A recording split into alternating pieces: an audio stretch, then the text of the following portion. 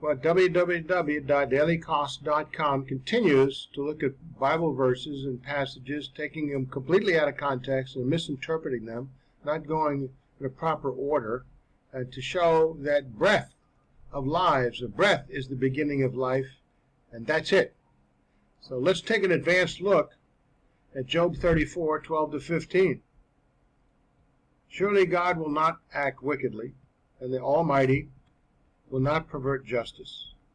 Who gave him authority over the earth? Who gave him authority over the earth? And who has laid on him the whole world?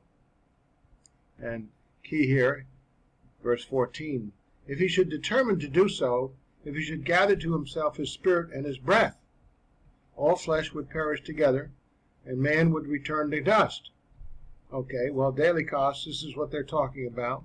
Once again, he says, breath is life, and without breath, human bodies would return to dust. But these verses in Job 34:14-15 say, if he, God, should determine to do so, if he should gather to himself his spirit and his breath, all flesh would perish together, and man would return to dust.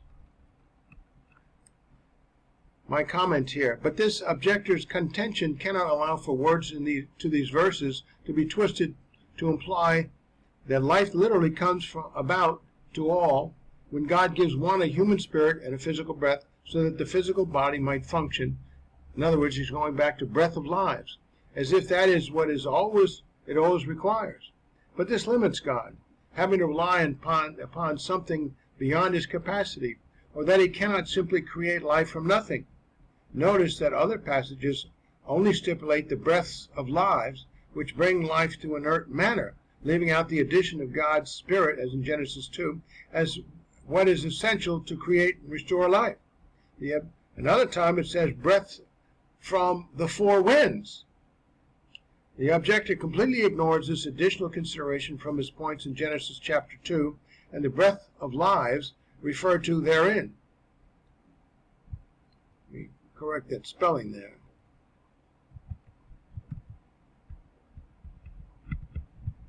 Okay, so we cannot take these words as literal. They're figurative. The verses simply say figuratively that God has the sovereign power over all of his creation in every single aspect of life and non-life, such that he may choose to gather to himself his spirit and his breath, in the sense of taking away the power he has provided to each living thing to be and to remain alive.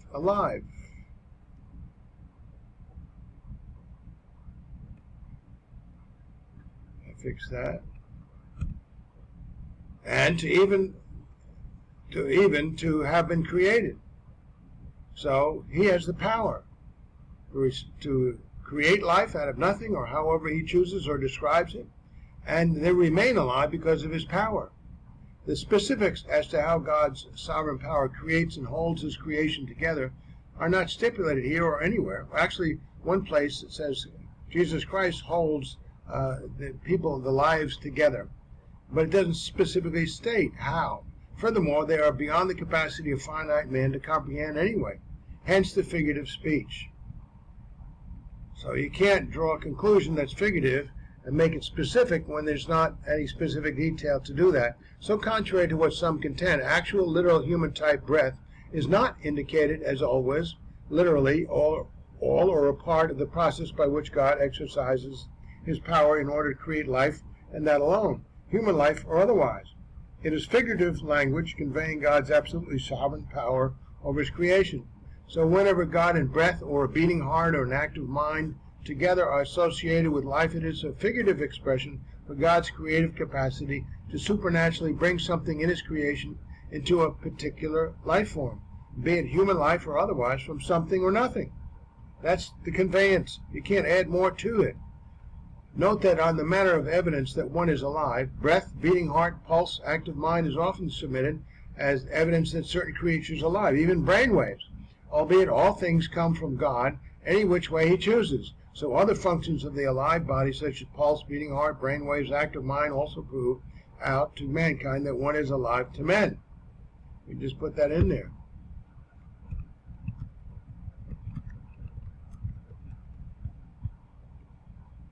which God sovereignly controls as well. He's absolutely sovereign. Get over it. So one may say that a man is alive because he possesses a beating, pulsing heart, brain activity, or breath, as God has provided that in order to make him and keep him alive. By the way, note that the Hebrew word rendered breath, ruah, could also be translated wind or spirit. Thus the idea of God breathing out the breath of lives, both spiritual unto a human spirit and soul, to animate the physical body, is a figurative, not a literal expression for the manner in which God created life into the material of Adam, which he had brought out of inorganic material laying lifeless there in the Garden of Eden. Albeit Eve's life-bringing was not so stipulated, nor those humans who were born of a woman by a conception born that same way. Nevertheless, this is so that men might have some idea of God's work of creation which is beyond finite man's comprehension, and attribute to God's absolute total sovereignty in all things. Note that since God is in spirit form, albeit infinite, he does not breathe in the human anatomical sense. Hence the words are figurative, the result of which caused the inorganic material called Adam to be brought to life. Furthermore, before God brought life to Adam, God had already created innumerable kinds and quantities of plant and animal life forms, evidently without breathing lives into each one of them, precisely in the manner he did with Adam, according to the biblical account in Genesis chapters 1 and 2. Since God created the heavens and the earth out of nothing, certainly he could have created a man out of nothing, as well as creating a breathing, living life form by supernaturally providing the breath of lives. So then, the words breath and breathed are figurative language to portray that which came from God, which portrayal of activity created a life form God called Adam, which he created from an inorganic pile of matter, which God had formed from existing material he created out of nothing. He evidently did this in a specific manner, not stipulated in detail, evidently because of the limitations of finite man's capacity to fully understand how he did it, albeit supernatural, as only God has that capacity to be. Also, I just thought of this, the angelic beings were there, evidently, watching God do all this work, creating the heavens and the earth. He created the heavens, a residency for the angelic beings, which he created evidently.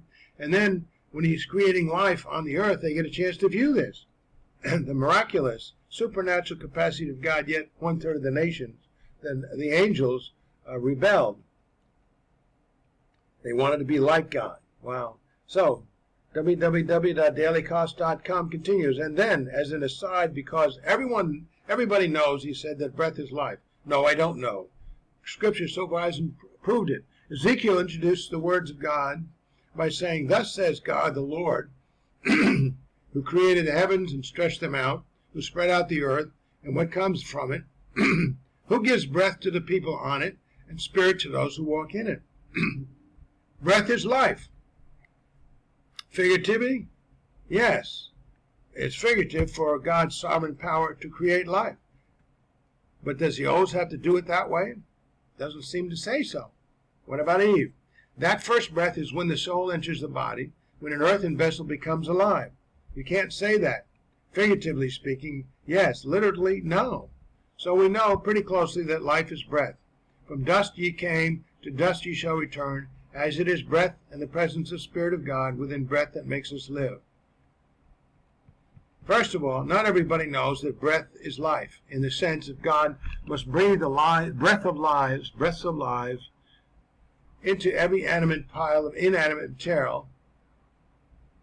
The breath, and it's plural, of lives, into every inanimate pile of inanimate material in order to create every single human being. I don't think I was born that way.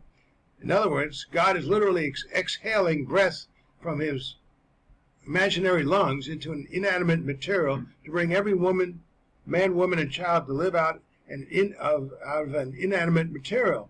Even the fertilized eggs, which has evolved into a very small human-like inanimate objects inside the womb of a woman. Really? Maybe it's an animate one. Well, that doesn't make sense, because we have technical medical things that show fetus in the womb is animated. Furthermore, it is Isaiah who says, "Thus says God, the Lord, who created the heavens and stretched them out, who spread out the earth and what comes from it, who gives breath to the people on it, and spirit to those who walk in it." Not Ezekiel. Isaiah says this. Note the writer of Isaiah does not stipulate breath is life anywhere. That's his conclusion. Instead, the words quoted convey the idea of how God created man, and that he is absolutely sovereign over each individual man's life in every way, from the physical to the spiritual. So neither the phrase nor the concept that breath is life, in the sense of breath being the sole evidence medium by which there is life, appears in Isaiah, nor anywhere else in the Bible. Notice that Isaiah also includes the concept that living human beings have a spirit within them. A lot of times, mechanically, hospital equipment provide the breath within which a patient might be in a coma or whatever provides life for them. Well, we can't conclude something that is just not stipulated. Compare Isaiah 42:5. "Thus says God the Lord, who created the heavens and stretched them out, who spread out the earth and its offspring, who gives breath to the people on it, and spirit to those who walk in it." Expositor's Bible Commentary says on this, Duham, an expositor, limited the first servant song to verses 1 to 4, but comparison with 49, 1 to 6, which we're looking at now, and also with 61, 1 to 3, certainly suggests we should not divide verses 5 to 7 from the first 4 verses, just as Psalm 2 presents the divine address to the Messianic king or to Israel's king as foreshadowing him, almost certainly in the context of his kingly inauguration or enthronement. So here, with the ministry of the servant in prospect, God assures him of divine support in the execution of his mission. And as Genesis sets redemption in the context of creation, so the picture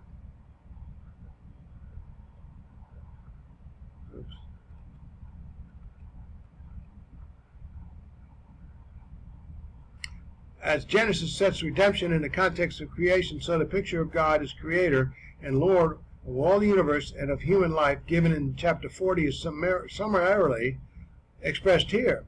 His relationship to the universe, verse 5, is suggestive of almighty power. See, it's figurative.